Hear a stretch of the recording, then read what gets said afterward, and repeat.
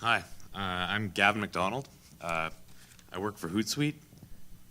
You guys have probably heard of Hootsuite. I've been with Hootsuite for about 3-4 years, almost since the beginning.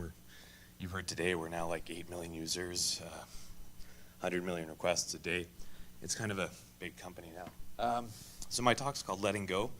Some people have said I could call this 3 a.m., sort of just a quick guide on things you should be aware of if you're trying to scale, trying to handle DevOps at this kind of scale in the cloud specifically.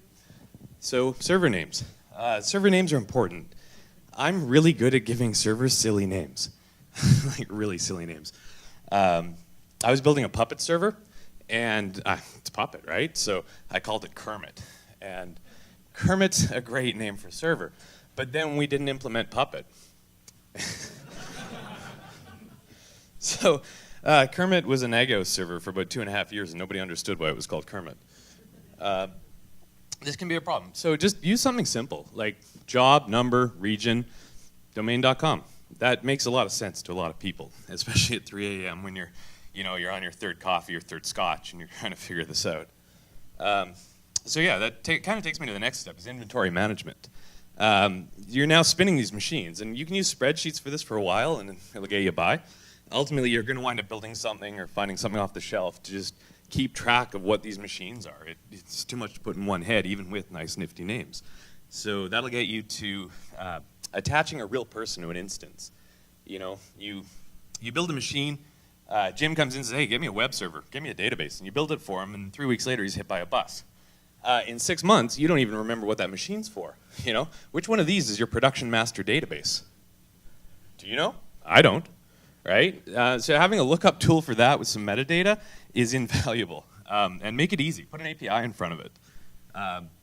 Then another one too is, you know, when you're cleaning up Jim's effect, you're spending 40 grand a month on his servers, and they're all on staging, right? So it'd be really useful if you could just kind of say, oh, these are staging servers. I can kill them all and save myself $1,000 a month. So try and cut costs that way too. Now this leads you to configuration management, which we're all here talking about today. I mean, it's not a new thing. The faster you release code, the more agile you are, the more releases per day, the faster your libraries will update.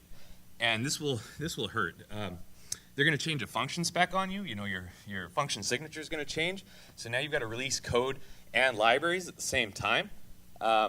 It's really tough, right? If you've got 150 web servers and your PHP version needs to update the moment you deploy that code, how did you get 150 web servers up there at once? It's not easy. So there's a lot of tools out there. I mean, CF Engine this has been around for nearly a decade, if not more.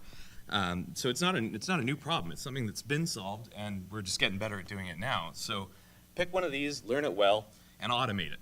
Automate everything. If you do it more than once, automate it. Put a script on it. You know, write a script, a little help thing, so that someone else can do it too. It will save you so much time and pain. And then do it from bare metal.